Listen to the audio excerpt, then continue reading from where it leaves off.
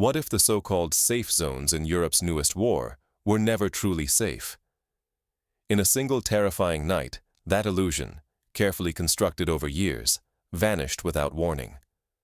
A massive, meticulously planned Russian strike obliterated German-supplied Taurus missiles hidden deep inside Ukraine. An attack so precise and devastating, it left military analysts stunned and European leaders reeling. This was not just another headline lost in the endless churn of news. Intelligence confirmed that the operation's scale and coordination were without precedent in the recent history of the conflict. Entire logistical arteries, depots, bridges, even command centers, were methodically targeted in regions the West once considered untouchable.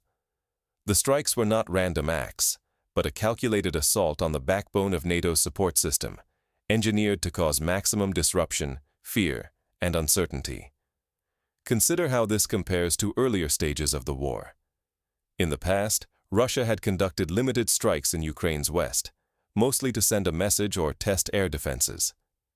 This new barrage, however, was on a different scale, more akin to the shock of Operation Desert Storm in 1991, when the United States and its allies launched overwhelming surprise attacks to cripple Iraq's infrastructure.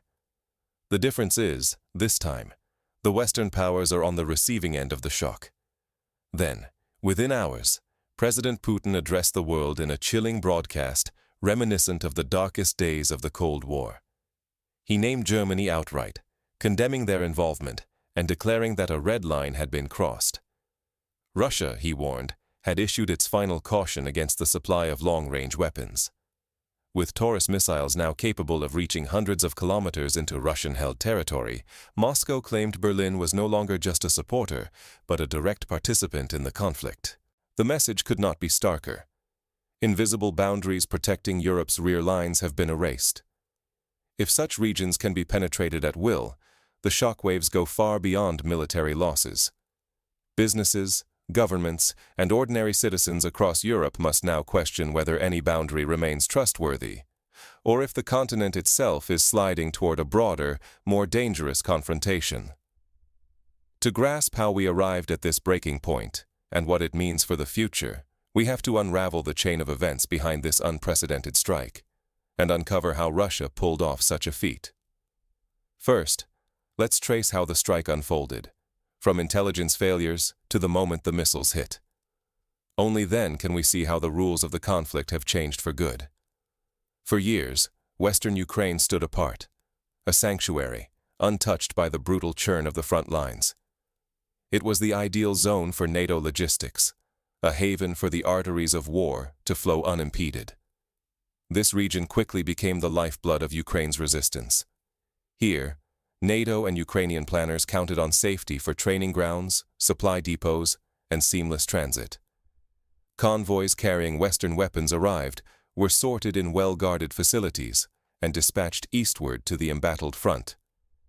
Cities such as Lviv, Ivano-Frankivsk, and Ternopil buzzed with a unique confidence.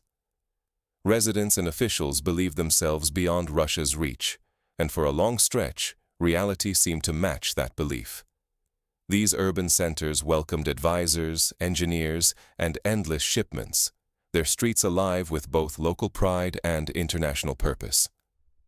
In Lviv, for example, international hotels filled with NATO logisticians, and coffee shops bustled with foreign accents, a scene reminiscent of Berlin during the Berlin airlift, when Western resolve was on full display against a Soviet blockade.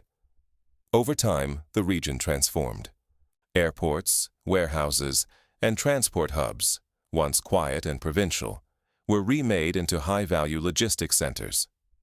Investments poured in from across Europe. Day and night, these places hummed with the movement of material, vehicles, and troops, every hour deepening their strategic importance. Imagine the transformation of a sleepy railway town into a 24-hour nerve center, lights blazing as trains loaded with Western aid departed for the front. Unspoken but crucial, the security of Western Ukraine's hubs became a cornerstone of Western strategy. So much trust, so much irreplaceable equipment, all concentrated in areas assumed to be safe from attack. The logic was clear. By keeping these resources far from the front, they would be shielded from war's destruction. It echoed the doctrine of deep rear sanctuaries, used by both NATO and the Warsaw Pact throughout the Cold War. Keep the backbone well behind the lines, and the front can never collapse. Yet, this very logic created a hidden fragility. A single, precise strike, a sudden breach, could upend the entire system, threatening not only Ukrainian defenses, but also NATO's credibility and the broader balance of power. This is reminiscent of the Japanese attack on Pearl Harbor in 1941, where the perceived safety of the Pacific Fleet's base became its undoing. Now, that illusion of safety has been violently broken. The strongholds meant to guarantee Ukraine's resilience have turned into points of acute vulnerability, exposed and at risk. The very concentration of resources that made the system efficient has turned it into a target-rich environment. But how did Russian forces pierce these defenses with such accuracy? And why now, as the stakes reach their highest point yet? The answer lies in a combination of evolving Russian strategy and new technological capabilities. To understand the gravity of this escalation, we have to look at how the attacks unfolded and what they reveal about the next phase of the war. This was no haphazard onslaught. It was a display of calculation and precision, a chilling sign that the old playbook of war no longer applies. For months, Russian intelligence methodically mapped every Western supply artery in Ukraine. Agents infiltrated local networks, drones circled high above, and satellites peered down, capturing the silent choreography of weapons and equipment flowing east. Every depot, bridge, and rail junction in Lviv, Ternopil, and Ivano-Frankivsk became a data point in a living, breathing blueprint. They did not strike impulsively. They watched as shipments accumulated, stockpiles swelled, and new missile crates were loaded onto trains. Only when depots overflowed and the lifelines buzzed with Western hardware did Russia unleash its plan. It began with a sudden, coordinated barrage. Wave after wave, hundreds of precision-guided missiles, drones, and long-range rockets descended on critical points. Command centers, railway nodes, and bridges erupted in fire within mere hours. The intent was clear, not just to destroy, but to cripple, severing the arteries sustaining Ukraine and exposing the vulnerability of supply lines once thought untouchable. This was a paradigm shift. Russia transformed the rear into a new front line, proving that intelligence and patience can devastate supply chains worth billions. If a single night can erase months of Western effort, then no safe zone remains, only moving targets and shifting shadows. The balance of the war lurched. Shockwaves radiated outward, rattling nerves in Berlin, Brussels, and beyond. Suddenly, the bedrock of Western support looked shaky, and the specter of escalation loomed over Europe. In Brussels, emergency meetings convened through the night, reminiscent of the crisis rooms during the Suez Crisis of 1956, when the entire continent held its breath. The fallout was immediate, and the scramble began. Western leaders confronted a sobering new calculus: how to safeguard their support as the rules of engagement shifted beneath their feet. What happens when aid itself becomes an act of war? For years, Germany clung to a posture of careful neutrality, offering support, but keeping its distance from direct confrontation. Now, with the recent shipment of long-range missiles to Ukraine, Moscow's response is unambiguous. Berlin has crossed a threshold that cannot be recrossed. Within hours of the strikes, President Putin and his top officials issue chilling threats. Their warning is simple and direct. Every fresh German weapon is no longer mere assistance, but a step toward open hostilities. Russia now declares Germany an active participant, an enemy, with all the grave consequences that status brings. The rhetoric echoes the language of the Cuban Missile Crisis, when each side accused the other of aggressive escalation with global consequences. In Berlin, panic takes root. Behind closed doors, government leaders scramble to assess the damage. The diplomatic temperature plunges as internal divisions deepen, and the specter of crisis looms larger with each passing hour. Imagine the cabinet room filled with tense ministers, security officials poring over satellite images, and phones ringing with urgent calls from NATO allies. The costs of being named a direct Russian adversary arrive swiftly. Sanctions, asset freezes, and the abrupt suspension of trade cast a shadow over German banks and businesses. Years of painstaking diplomacy threaten to unravel in mere days. Companies with operations in Russia scramble to extricate personnel. Stock markets waver as investors fear the reappearance of an iron curtain across Europe. But the danger does not stop at Germany's borders. The Kremlin now signals that all NATO supply lines are fair game. Russia announces a new phase. Military actions may now strike any Western asset supporting Ukraine. Bridges, warehouses, even civilian infrastructure deep behind the front. This echoes the total war strategies of the 20th century, when logistical hubs far from battlefields became prime targets, as with the Allied bombing of German railways in World War II. Shockwaves ripple across Europe. The risk of a wider war surges. Leaders in Paris, Warsaw, and beyond weigh the prospect of escalation, as economies quiver at the threat of shattered supply chains and frozen investments. The old sense of security in Western Europe begins to fracture. In Warsaw, the memory of the 1939 invasion, when boundaries proved meaningless, suddenly feels all too relevant. Alliances, strategies, even daily routines are suddenly in jeopardy. The separation between rear and front line blurs. A blow could fall anywhere, at any time. As the continent teeters on the edge of a far greater conflict, every choice from this moment forward will shape history for decades. The stakes may feel abstract, but for millions, truck drivers rerouted, families sheltering in basements, businesses closing doors, the impact is immediate. Yet behind closed doors, leaders on both sides search for options, hoping for a way to halt the spiral. But the window for restraint is narrowing, and the shadow of escalation grows longer. Both sides remember the lessons of Sarajevo in 1914. Localized crises can quickly ignite global conflagrations. As traditional safe zones vanish from the map, a pressing question emerges.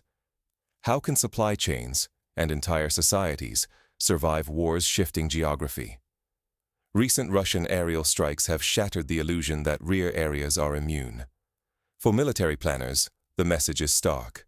Logistics must now be scattered, concealed, and guarded by constant real-time surveillance. Static, recognizable supply hubs have become prime targets, no longer sanctuaries, but beacons inviting destruction. Dependence on centralized depots risks disastrous single points of failure. In this new era, a solitary missile can undo months of careful buildup, triggering cascading disruptions. True resilience means dispersing assets, weaving deception into operations, and ensuring every link in the chain can adapt on the fly. Planners now look to historical precedents, such as the Allied Mulberry harbors of Normandy in 1944, which improvised logistics under fire. Yet a subtler lesson cuts deeper. Intelligence and patience are eclipsing brute force. The latest Russian campaign was not reckless. It was calculated, guided by surveillance and a willingness to wait for the ideal moment. In modern conflict, the edge belongs to those who see first and strike at precisely the right time. Western militaries must now prioritize counterintelligence, electronic warfare, and rapid mobility above all else. For Western societies, the impact extends far beyond the front line. Economic and energy security now walk hand in hand with military risk. A single strike can ripple outward, paralyzing fuel flows, disrupting power, and halting goods at borders. Stability once assumed to be permanent now feels fragile, even reversible. The oil shocks of the 1970s showed how quickly economic security can evaporate in a crisis. Ignoring these warnings risks more than material loss. It means ceding strategic initiative, getting blindsided by sudden escalations, or witnessing the slow unraveling of societal security in real time. In the information age, panic and rumor can spread even faster than missiles. The conflict's new phase demands not just adaptation, but transformation. What does it take to rebuild resilience when the very rules of warfare are being rewritten? Experts are now urging a complete overhaul. Distributed logistics, autonomous resupply drones, hardened infrastructure, and civilian military coordination at every level. Schools, hospitals, and businesses may need emergency plans that rival those of the Cold War. A practical first step is to decentralize critical stockpiles, spreading them across dozens of smaller hidden sites rather than a handful of large hubs. Digital camouflage and cyber deception become as crucial as physical defenses. Regular drills and exercises, mirroring those of Finland during the Cold War, when every citizen knew their role, could build social cohesion and readiness. If the front lines can reach everywhere, are we prepared for what comes next? Can societies accustomed to peace adapt to a world where vulnerability is inescapable and every citizen has a role in resilience? Recent Russian airstrikes in western Ukraine have shattered the old rules of war.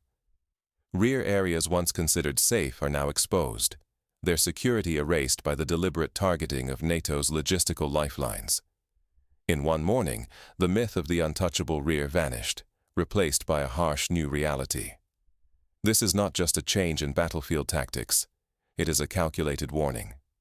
Russia's ability to strike far beyond the front, with precision and purpose, is the result of months of planning. The message could not be clearer. Nowhere is truly safe, and complacency invites catastrophe. If nations fail to adapt, the risks are staggering. The fragile security architecture of Europe could unravel. Already, economies strained by sanctions and disrupted trade teeter on the edge. The balance of power that has anchored Western alliances for generations is suddenly unstable. Now, we face the threat of a wider conflict, where old borders offer little protection, and the next attack could come from anywhere. The consequences extend far beyond military losses. They reach into the heart of Europe's prosperity, safety, and the very sense of order that millions depend on.